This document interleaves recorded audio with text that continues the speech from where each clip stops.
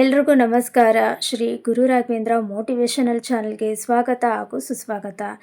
ಇವತ್ತಿನ ಈ ವಿಡಿಯೋದಲ್ಲಿ ಆಷಾಢ ಮಾಸದಲ್ಲಿ ಬರುವಂಥ ಒಂದು ವಿಶೇಷ ಆಚರಣೆಯಾದ ಚಾಮುಂಡೇಶ್ವರಿ ವರ್ಧಂತಿ ಈ ವರ್ಷ 2026ರಲ್ಲಿ ಯಾವ ದಿನಾಂಕದಂದು ಬಂದಿದೆ, ಹಾಗೆ ಪೂಜೆಯನ್ನು ಯಾವ ಸಮಯದಲ್ಲಿ ಮಾಡಬೇಕು ಅಂತ ಇವತ್ತಿನ ಈ ವಿಡಿಯೋದಲ್ಲಿ ನಿಮ್ಮೆಲ್ಲರಿಗೂ ತಿಳಿಸಿಕೊಡ್ತಾ ಇದ್ದೀನಿ. ಹಾಗಾದರೆ ವಿಡಿಯೋನ ಶುರು ಮಾಡೋಣ. ಆಷಾಢ ಮಾಸ ಅಂತಂದ್ರೇ ಶಕ್ತಿ ದೇವತೆಗಳಿಗೆ ಅತ್ಯಂತ ಪವಿತ್ರವಾದಂತಹ, ಅದರಲ್ಲೂ ಚಾಮುಂಡೇಶ್ವರಿ ದೇವಿಯನ್ನು ವಿಶೇಷ ರೀತಿಯಲ್ಲಿ ಆರಾಧನೆ ಮಾಡಿ ಪೂಜೆಯನ್ನು ಮಾಡಲಾಗುತ್ತೆ. ಈ ಆಷಾಢ ಮಾಸದಲ್ಲಿ ನಮ್ಮ ಕರ್ನಾಟಕದಲ್ಲಿ ಇರ್ತಕ್ಕಂತಹ ಚಾಮುಂಡಿ ಬೆಟ್ಟದಲ್ಲಿಯೂ ಕೂಡ ವಿಶೇಷ ಪೂಜೆಗಳು ನಡೆಯುತ್ತೆ.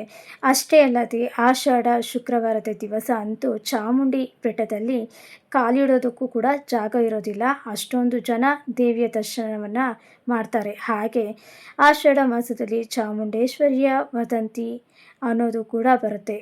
ವರ್ಧಂತಿ ಅಂದರೆ ಚಾಮುಂಡೇಶ್ವರಿಯ ಜನ್ಮೋತ್ಸವ ಅಥವಾ ಹುಟ್ಟಿದ ದಿನ ಅನ್ನೋದನ್ನು ನಾವು ವರ್ಧಂತಿ ಅಂತ ಕರಿತೀವಿ. ಹಾಗಾಗಿ ಚಾಮುಂಡೇಶ್ವರಿಯ ಜನ್ಮೋತ್ಸವವನ್ನು ತುಂಬಾ ವಿಜೃಂಭಣೆಯಿಂದ ಆಚರಣೆ ಮಾಡಲಾಗುತ್ತೆ. ಅವತ್ತಿನ ದಿವಸ ಜಾಸ್ತಿ ಜನಜಂಗುಳಿ ಇರೋ ಕಾರಣ ಎಲ್ಲರೂ ಕೂಡ ಹೋಗಿ ಚಾಮುಂಡೇಶ್ವರಿಯ ದರ್ಶನವನ್ನು ಚಾಮುಂಡಿ ಬೆಟ್ಟದಲ್ಲಿ ಮಾಡೋದಕ್ಕೆ ಆಗಲ್ಲ. ಅಂಥವರು ಸರಳವಾಗಿ ಮನೆಯಲ್ಲಿ ಚಾಮುಂಡೇಶ್ವರಿ ಪೂಜೆಯನ್ನು ಮಾಡ್ಬೋದಾಗಿರುತ್ತೆ. ಹಾಗಿದ್ರೆ ಬನ್ನಿ, ಈ ವರ್ಷ ಚಾಮುಂಡೇಶ್ವರಿ ವರ್ಧಂತಿ ಯಾವ ದಿನಾಂಕದಂದು ಬಂದಿದೆ, ಹಾಗೆ ಯಾವ ಸಮಯದಲ್ಲಿ ಪೂಜೆಯನ್ನು ಮಾಡಬೇಕು ಅಂತ ತಿಳ್ಕೊಳ್ಳೋಣ. ಪ್ರತಿ ವರ್ಷ ಚಾಮುಂಡೇಶ್ವರಿ ವರ್ಧಂತಿ ಆಷಾಢ ಮಾಸದ ಕೃಷ್ಣ ಪಕ್ಷದ ಸಪ್ತಮಿ ದಿನ, ಹಾಗೆ ರೇವತಿ ನಕ್ಷತ್ರ ಬರುವಂತಹ ದಿನ ನಾವು ಆಚರಣೆ ಮಾಡ್ತೀವಿ. ಇನ್ನು ಈ ವರ್ಷ ಚಾಮುಂಡೇಶ್ವರಿಯವರ ವರ್ಧಂತಿ ಆಗಸ್ಟ್ 4ನೇ ತಾರೀಕು ಮಂಗಳವಾರದ ದಿವಸ ಬಂದಿದೆ. ಈ ದಿನ ಅಮ್ಮನವರ ಎಲ್ಲ ದೇವಸ್ಥಾನಗಳಲ್ಲೂ ಕೂಡ ತುಂಬಾ ವಿಜೃಂಭಣೆಯಿಂದ ಪೂಜೆಗಳು ಹಾಗೆ ಪಲ್ಲಕ್ಕಿ ಉತ್ಸವ ಎಲ್ಲ ನಡೆಯುತ್ತೆ.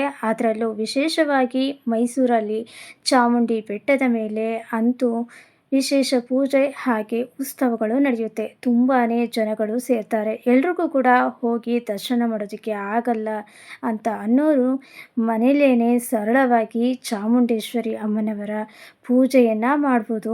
ಯಾವ ರೀತಿ ಮಾಡಬೇಕು ಅಂತ ಮುಂಬರುವಂಥ ವಿಡಿಯೋಗಳಲ್ಲಿ ನಾನು ವಿಡಿಯೋ ಮಾಡಿ ತಿಳಿಸಿಕೊಡ್ತೀನಿ. ಹಾಗೆ ಪೂಜೆ ಜೊತೆ ಅಮ್ಮನವರಿಗೆ ಅತ್ಯಂತ ಪ್ರಿಯವಾಗಿರುವಂಥ ಬೆಲ್ಲದಾರತಿಯನ್ನು ಕೂಡ ನೀವು ಮಾಡ್ಬೋದು.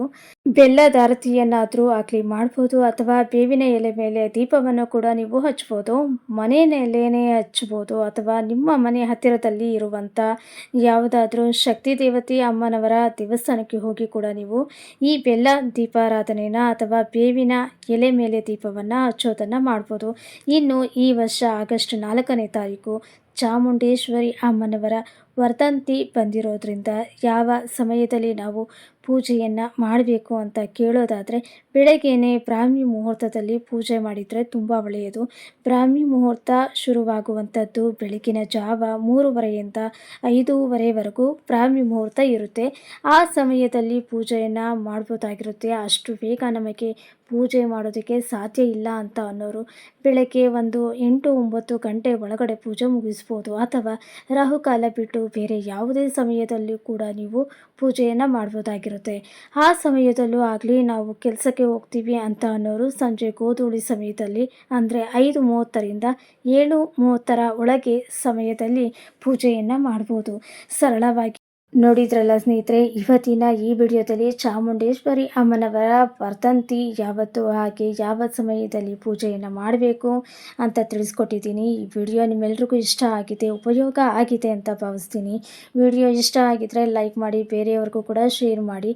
ನಿಮ್ಮ ಅನಿಸಿಕೆ ಅಭಿಪ್ರಾಯವನ್ನು ಕಮೆಂಟ್ ಬಾಕ್ಸ್ನಲ್ಲಿ ಬರೆದು ತಿಳಿಸಿ ಅಂತ ಹೇಳ್ತಾ ಮುಂದಿನ ವಿಡಿಯೋದಲ್ಲಿ ಸಿಗ್ತೀನಿ. ಧನ್ಯವಾದಗಳು.